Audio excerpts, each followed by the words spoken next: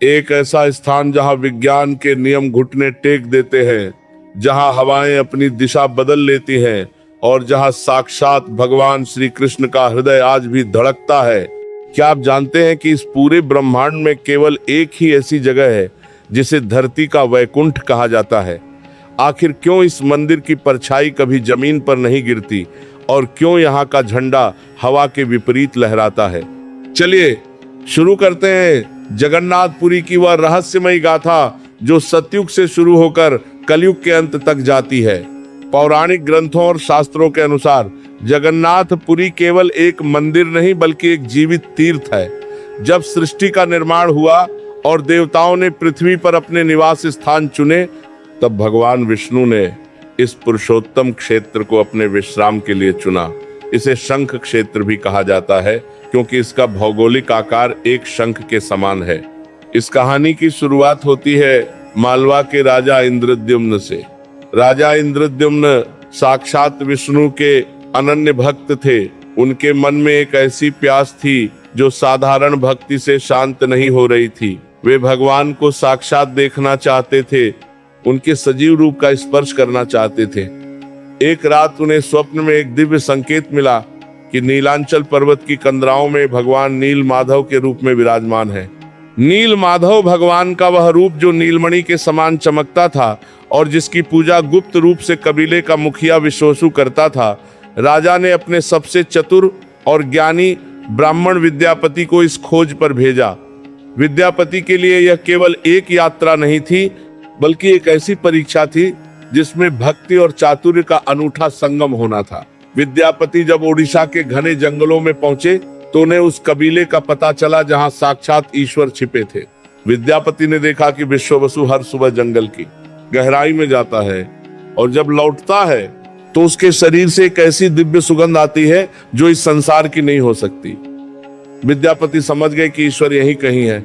उन्होंने उस रहस्य तक पहुंचने के लिए मुखिया की पुत्री ललिता से विवाह किया। यह विवाह एक भक्त की अपने आराध्य तक पहुंचने की वह छटपटाहट थी जिसमें उसने संसार के सारे सुख दांव पर लगा दिए थे। लेकिन क्या विद्यापति उस गुप्त गुफा तक पहुंच पाए? क्या भगवान ने एक राजा के अहंकार को स्वीकार किया? यह रहस्य अभी गहराने वाला था। कल्पना कीजिए, आप उस ईश्वर के सामने खड़े हैं जिसे पाने के लिए आपने अपना सब कुछ दांव पर लगा दिया, लेकिन जैसे ही आप हाथ बढ़ाते हैं वह साक्षात मूरत पत्थर में विलीन होकर गायब हो जाती है। आखिर विद्यापति ने आंखों पर पट्टी बंधे होने के बावजूद वह गुप्त रास्ता कैसे खोजा और क्यों राजा इंद्रद्युम्न के पहुंचते ही भगवान ने उन्हें दर्शन देने से मना कर दिया?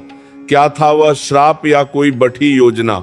विद्यापति ने मुखिया विश्वसु की पुत्री ललिता से विवाह तो कर लिया था, लेकिन उनका मन केवल नील माधव के चरणों में अटका था। उन्होंने बार बार अपनी पत्नी से विनती की कि वह अपने पिता को उन्हें दर्शन कराने के लिए मनाए। मुखिया विश्वसु जानता था कि यदि बाहरी दुनिया को इस गुप्त स्थान का पता चला तो भगवान यहाँ से चले जाएंगे, लेकिन अपनी पुत्री के आंसुओं के आगे वह हार गया। उसने एक शर्त रखी, मैं तुम्हें वहां ले जाऊंगा, लेकिन तुम्हारी आंखों पर 7 परतों वाली रेशमी पट्टी बंधी होगी। विद्यापति चतुर थे। उन्होंने अपनी पत्नी से कुछ सूखे सरसों के दाने मांगे और उन्हें चुपके से अपनी पोटली में भर लिया। जब विश्ववसु उन्हें कंधे पर बिठाकर दुर्गम गुफा की ओर ले जा रहा था, तब विद्यापति रास्ते भर एक एक दाना गिराते गए। उन्हें विश्वास था कि वर्षातु के बाद जब ये दाने अंकुरित होकर पीले फूलों का रूप लेंगे तो वे राजा इंद्रद्युम्न के लिए मार्गदर्शक बनेंगे। जब वे गुफा के भीतर पहुंचे और पट्टी हटाई गई तो विद्यापति की आंखें फटी की फटी रह गई। वहां साक्षात भगवान विष्णु नीलमणि की एक ऐसी प्रतिमा के रूप में विराजमान थे जिससे निकलने वाला प्रकाश हारों सूर्यों को मात दे रहा था। विद्यापति ने वहां जाकर पूजा की और लौटकर राजा को संदेश भेजा। राजा इंद्रद्युम्न अपनी विशाल सेना और हाथियों के साथ पुरी पहुंचे, लेकिन जैसे ही वे उस गुफा के द्वार पर खड़े हुए वहां सन्नाटा था। गुफा खाली थी, नील माधव गायब हो चुके थे। राजा को अपनी शक्ति और सेना पर जो थोड़ा बहुत गर्व था वह पल भर में मिट्टी में मिल गया। तभी एक आकाशवाणी हुई, हे राजन, तुमने बल और छल का प्रयोग किया है। इस रूप में मैं तुम्हें दर्शन नहीं दूंगा। मैं अब दारू ब्रह्म के रूप में प्रकट होऊंगा राजा फूट फूट कर रोने लगे। उन्हें समझ आ गया कि भगवान को आंखों से नहीं, आत्मा से देखा जाता है। यहीं से शुरू हुई जगन्नाथ मंदिर के उस निर्माण की नींव, जो कलयुग के सबसे बड़े चमत्कार की गवाह बनी। राजा इंद्रद्युम्न नील माधव के अंतर्धान होने से इतने दुखी थे कि उन्होंने अन्न जल त्याग कर प्रायश्चित करने का निर्णय लिया। वे समुद्र के किनारे बैठ गए और निरंतर विष्णु नाम का जप करने लगे। कई दिनों की कठिन तपस्या के बाद भगवान ने उनके स्वप्न में आकर दर्शन दिए और कहा, हे राजन, दुखी मत हो। मेरा नील माधव का रूप अब लुप्त हो चुका है, लेकिन मैं फिर प्रकट होऊंगा। पुरी के समुद्र तट पर एक विशाल वृक्ष का तना लहरों पर तैरता हुआ आएगा। उस पर शंख चक्र और गदा के चिन्ह बने होंगे। वही मेरा नया शरीर होगा, जिसे दारु ब्रह्म कहा जाएगा। अगले ही दिन राजा अपने मंत्रियों के साथ समुद्र तट पर पहुंचे। वहां उन्होंने देखा कि एक विशाल और दिव्य लकड़ घी का लट्ठा लहरों के साथ किनारे की ओर आ रहा है। उस लकड़ी से ऐसी सुगंध आ रही थी जैसे हजारों चंदन के वृक्ष एक साथ महक रहे हों। राजा ने आज्ञा दी कि इस लकड़ी को राजमहल ले जाया जाए ताकि इससे भगवान की मूर्ति बनाई जा सके। हजारों सैनिकों को काम पर लगाया गया, लेकिन वह लकड़ी अपनी जगह से हिली तक नहीं। राजा ने बड़े बड़े हाथियों को जंजीरों से बांधकर उस लकड़ी को खिंचवाया, लेकिन सेना और पशुओं की पूरी शक्ति भी विफल हो गई। राजा को एक बार फिर अपनी सीमाओं का आभास हुआ। तभी उन्हें भगवान के स्वप्न की एक और बात याद आई। उन्होंने शबर कबीले के मुखिया विश्ववसु को संदेश भेजा। जैसे ही विश्ववसु वहां पहुंचा और उसने भगवान के प्रति अपने निस्वार्थ प्रेम के साथ उस लकड़ी को स्पर्श किया, वह लकड़ी रुई के समान हल्की हो गई। राजा और विश्ववसु ने मिलकर उस लकड़ी को उठाया और सम्मान के साथ उसे मंदिर निर्माण के स्थान पर ले आए। यह घटना हमें सिखाती है कि भगवान को भौतिक शक्ति या सेना से वश में नहीं किया जा सकता। वे तो केवल प्रेम और समर्पण के भूखे हैं। अब चुनौती यह थी कि इस कठोर दिव्य लकड़ी को भगवान का रूप कौन देगा, क्योंकि कोई भी साधारण औजार उस लकड़ी पर चलते ही टूट जा रहा था। जब राज्य के श्रेष्ठ मूर्तिकार उस दिव्य लकड़ी को तराशने में असफल रहे, तब राज दरबार में एक अत्यंत वृद्ध और तेजस्वी ब्राह्मण का प्रवेश हुआ। उनकी आंखों में एक विचित्र चमक थी। उन्होंने राजा से कहा कि वे भगवान की मूर्तियों का निर्माण कर सकते हैं, लेकिन उनकी एक कठिन शर्त थी। उन्होंने कहा, मैं 21 दिनों तक एक बंद कमरे में कार्य करूंगा। इस दौरान न तो कोई कमरे के भीतर आएगा और न ही कोई बाहर से झांकने की कोशिश करेगा। यदि यह नियम टूटा तो मैं उसी क्षण कार्य छोड़कर चला जाऊंगा। राजा इंद्रद्युम्न ने यह शर्त स्वीकार कर ली और वह वृद्ध ब्राह्मण, जो स्वयं भगवान विश्वकर्मा थे, कमरे के भीतर चले गए। कमरे के दरवाजे बाहर से बंद कर दिए गए। शुरुआती 15 दिनों तक नगरवासियों और राजा को केवल छेनी हथौड़े की मधुर आवाजें सुनाई देती थीं। लोग उत्सुक थे कि आखिर भगवान का वह दारू ब्रह्मरूप कैसा होगा। लेकिन जैसे जैसे दिन बीते, रानी गुंडीचा के मन में घबराहट बढ़ने लगी। 15वें दिन के बाद अचानक कमरे के भीतर से आवाजें आनी बंद हो गई। पूरी तरह सन्नाटा छा गया। रानी को लगा कि वह वृद्ध ब्राह्मण बिना भोजन पानी के इतने दिनों से अंदर है। कहीं उसके साथ कुछ अनहोनी तो नहीं हो गई। ममता और व्याकुलता के कारण रानी ने राजा को विवश कर दिया कि दरवाजा खोलकर देखा जाए। राजा ने अपने वचन और पत्नी के प्रेम के बीच जूझते हुए अंततः दरवाजा खोल दिया। भीतर का दृश्य देखकर सबके होश उड़ गए। वह वृद्ध मूर्तिकार गायब था और वहां 3 अधूरी मूर्तियां खड़ी थीं। उनके न हाथ थे, न पैर और न ही उंगलियां, केवल बड़ी बड़ी गोल आंखें और विशाल मुख थे। राजा को अपनी भूल का एहसास हुआ और वे फूट फूट कर रोने लगे। उन्हें लगा कि उन्होंने प्रभु के प्रकट होने में बाधा डाल दी है और अब दुनिया उन्हें कभी माफ नहीं करेगी। लेकिन तभी एक गूंज सुनाई दी कि भगवान इसी रूप में कलयुग के कष्टों को हरने के लिए आए हैं। मूर्तियों के निर्माण के बाद सबसे बड़ा प्रश्न यह था कि इन काष्ठ की प्रतिमाओं में प्राण कैसे फूंके जाएं।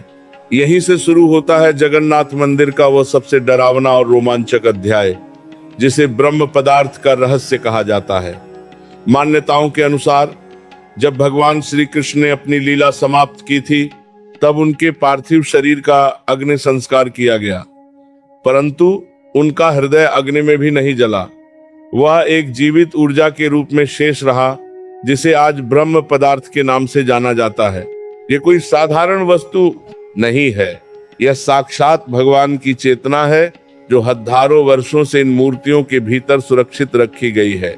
हर 12 या 19 वर्ष के बाद जब पुरानी मूर्तियों को बदलकर नई मूर्तियां स्थापित की जाती हैं, जिसे नवकलेवर कहा जाता है, तब इस ब्रह्म पदार्थ को एक मूर्ति से दूसरी मूर्ति में स्थानांतरित किया जाता है। यह प्रक्रिया जितनी पवित्र है उतनी ही रहस्यमयी और भयानक भी। जिस रात ये कार्य होना होता है उस रात पूरे शहर में सन्नाटा पसर जाता है। उड़ीसा सरकार के आदेश पर पूरे शहर की बिजली काट दी जाती है। मंदिर के आसपास हजारों सैनिकों का पहरा होता है ताकि कोई भी बाहरी व्यक्ति उस दिव्य ऊर्जा के संपर्क में ना आ सके। केवल मंदिर के मुख्य पुजारियों को ही भीतर जाने की अनुमति होती है। भीतर जाने से पहले पुजारी की आंखों पर 7 परतों वाली रेशमी पट्टी मजबूती से बांध दी जाती है। उनके हाथों को मोटे कपड़े के दस्तानों से ढक दिया जाता है। ऐसा इसलिए किया जाता है क्योंकि शास्त्रों में लिखा है कि यदि किसी ने उस ब्रह्म पदार्थ को नंगी आंखों से देख लिया तो उसके शरीर के चिथड़े उड़ जाएंगे या वह उसी क्षण प्राण त्याग देगा। पुजारी जब पुरानी मूर्ति के पेट से उस पदार्थ को निकालते हैं तो वे अपने अनुभवों में बताते हैं कि उन्हें ऐसा महसूस होता है जैसे उनके हाथ में कोई जीवित प्राणी हो। वह धकता है, वह गर्म होता है और उसमें एक ऐसी हलचल होती है जैसे कोई हृदय धक धक कर रहा हो। बिना देखे और बिना छुए उस जीवित ऊर्जा को नई मूर्ति के भीतर स्थापित कर दिया जाता है। यह इस बात का जीवित प्रमाण है कि जगन्नाथ मंदिर केवल एक इमारत नहीं है बल्कि भगवान का चलता फिरता शरीर है। भगवान जगन्नाथ को जगत का नाथ कहा जाता है और एक राजा की तरह उनके भोग की व्यवस्था भी अत्यंत निराली है। मंदिर के भीतर स्थित रसोई को दुनिया की सबसे बड़ी और सबसे पवित्र रसोई माना जाता है। यहाँ हर दिन हजारों लोगों के लिए भोजन तैयार होता है जिसे महाप्रसाद कहा जाता है। इस रसोई से जुड़े चमत्कार विज्ञान की हर परिभाषा को झुठला देते हैं। यहाँ भोजन पकाने के लिए किसी आधुनिक यंत्र या गैस का प्रयोग नहीं होता। सारा भोजन मिट्टी के बर्तनों में और केवल लकड़ी की आग पर पकाया जाता है। रसोई की सबसे बड़ी विशेषता इसकी तकनीक है। यहाँ आग पर एक के ऊपर एक साथ मिट्टी के बर्तन रखे जाते हैं। सामान्य बुद्धि कहती है कि सबसे नीचे वाले बर्तन में सबसे पहले आंच लगेगी और खाना पहले पकेगा, परंतु जगन्नाथ जी की रसोई में सबसे ऊपर रखे 7वें बर्तन का खाना सबसे पहले पकता है, उसके बाद 6ठे का और अंत में सबसे नीचे वाले बर्तन का। इतना ही नहीं, इस रसोई के बारे में कहा जाता है कि यहाँ साक्षात माता लक्ष्मी स्वयं भोजन की देखरेख करती हैं। यदि भोजन बनाते समय कोई अशुद्धि हो जाए या भगवान को भोग लगाते समय कोई त्रुटि हो तो रसोई के पास एक कुत्ता दिखाई देने लगता है। उस कुत्ते का दिखना इस बात का संकेत होता है कि भोजन अपवित्र हो गया है और उसे तुरंत जमीन में दबा दिया जाता है। एक और सबसे बड़ा चमत्कार इसकी मात्रा को लेकर है। मंदिर में आने वाले भक्तों की संख्या कभी निश्चित नहीं होती। कभी 10,000 लोग आते हैं तो कभी 10 लाख। लेकिन ताज्जुब की बात यह है कि महाप्रसाद हर दिन एक ही निश्चित मात्रा में बनाया जाता है। हजारों वर्षों का इतिहास गवाह है कि यहाँ कभी प्रसाद कम नहीं पटा और न ही कभी व्यर्थ गया। जैसे ही मंदिर के पट बंद होते हैं, बचा हुआ प्रसाद अपने आप समाप्त हो जाता है। ये माता अन्नपूर्णा का वह आशीर्वाद है जो इस रसोई को दिव्य बनाता है। जगन्नाथ मंदिर का शिखर और उस पर लगा ध्वज पूरी दुनिया के लिए एक अनसुलझी पहेली है। मंदिर की ऊंचाई लगभग 214 फीट है और इसके सबसे ऊपरी छोर पर एक विशाल चक्र स्थित है जिसे नील चक्र कहा जाता है। यह चक्र अष्टधातु से बना है और इसे भगवान विष्णु के सुदर्शन चक्र का प्रतीक माना जाता है। इस चक्र की बनावट इतनी अद्भुत है कि आप पूरी शहर के किसी भी कोने में खड़े होकर इसे देखें, आपको ऐसा ही लगेगा कि इस चक्र का मुख आपकी ही तरफ है। हजारों साल पहले बिना किसी आधुनिक नख 6 के ऐसी सटीक इंजीनियरिंग कैसे की गई, ये आज भी शोध का विषय है। लेकिन असली चमत्कार तो इस चक्र के ऊपर लगे ध्वज में छिपा है। विज्ञान कहता है कि कोई भी हल्का कपड़ा उसी दिशा में उड़ेगा जिस दिशा में हवा चल रही हो, परंतु जगन्नाथ मंदिर का यह विशाल ध्वज हमेशा हवा की विपरीत दिशा में लहराता है। अगर हवा पूर्व से पश्चिम की ओर चल रही है तो यह ध्वज पश्चिम से पूर्व की ओर लहराएगा। आज तक कोई भी वैज्ञानिक इस बात का भौतिक कारण नहीं दे पाया है कि प्रकृति का यह नियम यहाँ आकर कैसे बदल जाता है। एक और रोंगटे खड़े कर देने वाली परंपरा इस ध्वज को बदलने की है। हर दिन शाम के समय एक पुजारी मंदिर के शिखर पर नंगे पैर चलता है और पुराना ध्वज उतार कर नया ध्वज लगाता है। यह चढ़ाई लगभग 45 मंजिला इमारत जितनी ऊंची है और पुजारी बिना किसी सुरक्षा घेरे या रस्सी के केवल अपने हाथों के सहारे ऊपर चढ़ता है। कहा जाता है कि यदि एक दिन भी यह ध्वज नहीं बदला गया तो मंदिर अगले 18 वर्षों के लिए बंद हो जाएगा। पुजारियों का मानना है कि जब वे ऊपर चढ़ते हैं तो उन्हें हवा का दबाव महसूस नहीं होता, बल्कि ऐसा लगता है जैसे कोई अदृश्य शक्ति उन्हें थामे हुए है। जगन्नाथ मंदिर की वास्तुकला दुनिया के 7 अजूबों से भी कहीं अधिक रहस्यमयी है। आपने देखा होगा कि हर ऊंचे ढांचे, चाहे वो बुर्ज खलीफा हो या कोई बड़ा मंदिर, उसकी परछाई जमीन पर जरूर पड़ती है, लेकिन जगन्नाथ मंदिर का मुख्य गुंबद दुनिया का इकलौता ऐसा ढांचा है जिसकी परछाई दिन के किसी भी समय जमीन पर नहीं गिरती। सूरज चाहे पूर्व में हो, पश्चिम में हो या सिर के ठीक ऊपर, मंदिर की परछाई कभी किसी को दिखाई नहीं दी। यह प्रकाश के परावर्तन का ऐसा रहस्य है जिसे आज की तकनीक भी नहीं सुलझा पाई है। एक और बात जो पक्षियों और विमानों से जुड़ी है वो इसे और भी दिव्य बनाती है। आमतौर पर मंदिरों के कलश पर पक्षी बैठे हुए या ऊपर उठते हुए दिखाई देते हैं, लेकिन जगन्नाथ मंदिर के ऊपर से आज तक न तो कोई पक्षी उठता हुआ देखा गया है और न ही कोई पक्षी नील चक्र पर कभी बैठा है। इतना ही नहीं, मंदिर के ऊपर से किसी भी हवाई जहाज या हेलीकॉप्टर का निकलना भी वर्जित माना जाता है। इसे सरकार ने नो फ्लाई जोन घोषित नहीं किया है, फिर भी कोई भी विमान इसके ऊपर से नहीं गुजरता।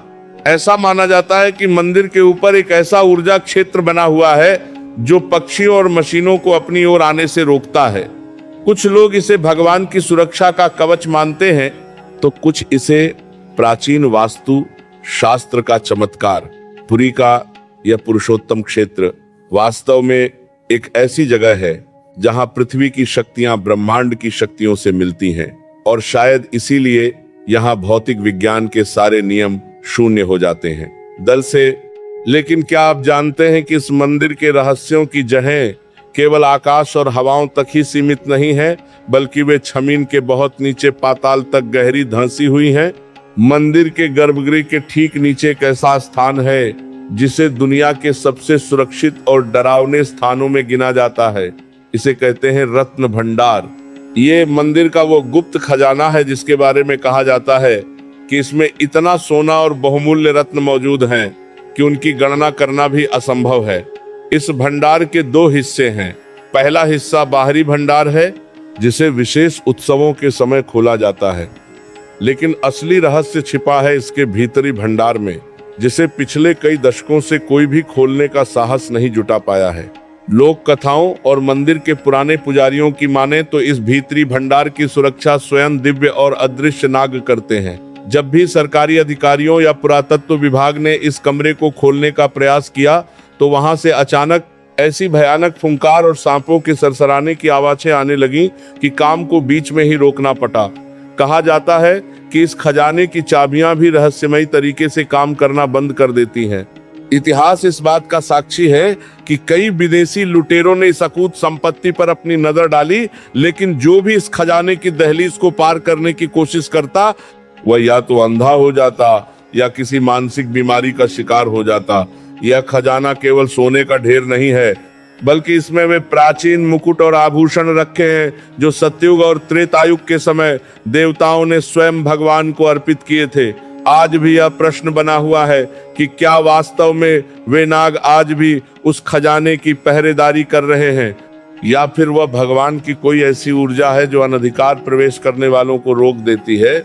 जगन्नाथ मंदिर के मुख्य द्वार को सिंह द्वार कहा जाता है। इस द्वार से जुड़ी एक ऐसी घटना है जो आज भी हर भक्त को हैरान कर देती है। पुरी का यह विशाल मंदिर समुद्र के बिल्कुल तट पर स्थित है।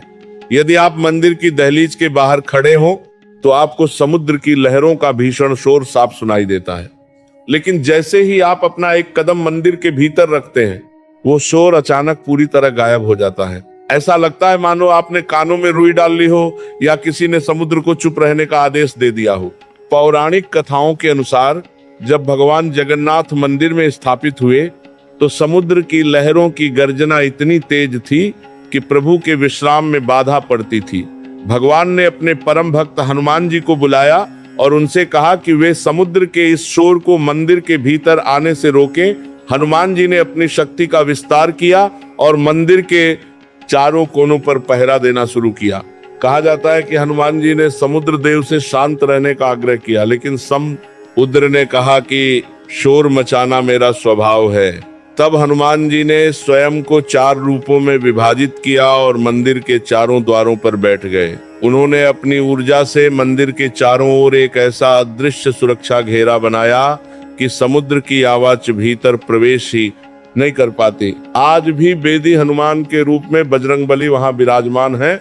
आश्चर्य की बात यह है कि जैसे ही आप मंदिर से एक कदम बाहर निकलते हैं, समुद्र की लहरों का वह शोर फिर से सुनाई देने लगता है। ये विज्ञान के लिए आज भी एक बड़ी पहेली है। जगन्नाथपुरी की चर्चा तब तक अधूरी है जब तक कि विश्व प्रसिद्ध रथ यात्रा का वर्णन न किया जाए। आषाढ़ मास के शुक्ल पक्ष की द्वितीया तिथि को भगवान जगन्नाथ अपने भाई बलभद्र और बहन सुभद्रा के साथ अपनी मौसी के घर यानी गुंडीचा मंदिर जाते हैं। यह दुनिया का सबसे बड़ा और भव्य रथ उत्सव है। इस यात्रा के लिए 3 विशाल रथ बनाए जाते हैं। भगवान जगन्नाथ के रथ को नंदी घोष कहा जाता है। इन रथों के निर्माण में एक भी कील या लोहे के टुकड़े का प्रयोग नहीं होता।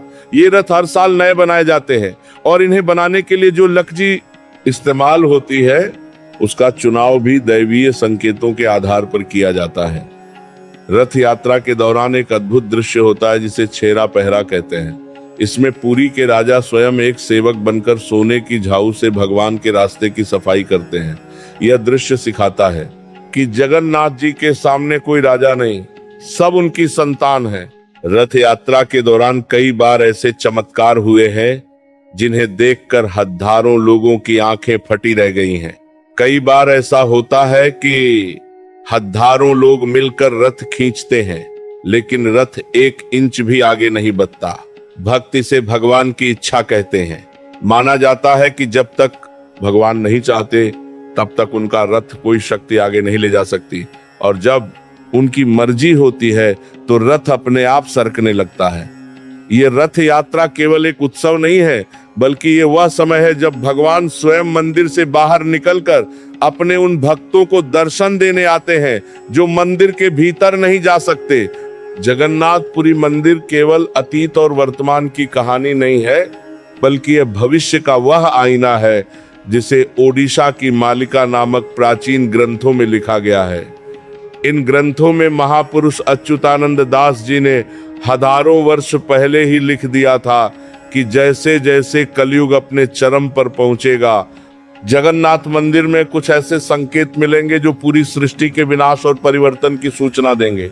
पहली भविष्यवाणी के अनुसार एक समय ऐसा आएगा जब मंदिर के शिखर पर लगा वह विशाल नील चक्र अपने आप टेढ़ा हो जाएगा। आश्चर्य की बात यह है कि पिछले कुछ वर्षों में आए भीषण तूफानों के दौरान कई बार ऐसे दृश्य देखे गए हैं जब चक्र की स्थिति में बदलाव महसूस किया गया। दूसरी डरावनी भविष्यवाणी यह है कि मंदिर के ध्वज में अचानक अपने आप आग लग जाएगी। यह संकेत होगा कि अब संसार में अधर्म अपनी सीमा पार कर चुका है। सबसे रहस्यमयी बात भगवान की उन अधूरी मूर्तियों से जुड़ी है। मालिका में लिखा है कि कलयुग के अंत में भगवान जगन्नाथ की मूर्तियों के हाथ और पैर अपने आप पूर्ण होने लगेंगे। जिस दिन जगन्नाथ जी के हाथ और पैर पूरी तरह बन जाएंगे, उस दिन ये माना जाएगा कि अब भगवान का कल की अवतार लेने का समय आ गया है।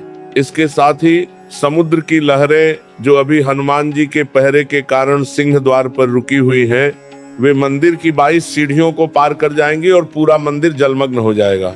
ये अंतिम खंड हमें ये समझाता है कि जगन्नाथपुरी केवल ईंट पत्थरों का ढांचा नहीं, बल्कि एक दिव्य घड़ी है जो ब्रह्मांड के समय को माप रही है। यहाँ का हर चमत्कार, चाहे वह धड़कता हुआ दिल हो या हवा के विपरीत लहराता झंडा, हमें ये याद दिलाता है कि इंसान की बुद्धि जहाँ खत्म होती है वहां से ईश्वरीय सत्ता शुरू होती है। भगवान जगन्नाथ का वह अधूरा रूप हमें सिखाता है कि यह संसार भी अधूरा है और हम सब उस पूर्णता की तलाश में यहाँ आते हैं। जो भक्त एक बार इस सिंह द्वार के भीतर प्रवेश कर जाता है वह यमराज के भय से मुक्त हो जाता है। जगन्नाथपुरी की यह महा गाथा हमें आस्था, समर्पण और उस अनंत शक्ति पर विश्वास करना सिखाती है जो कलयुग के इस अंधकार में भी हारे का सहारा बनकर जगन्नाथ के रूप में विराजमान है।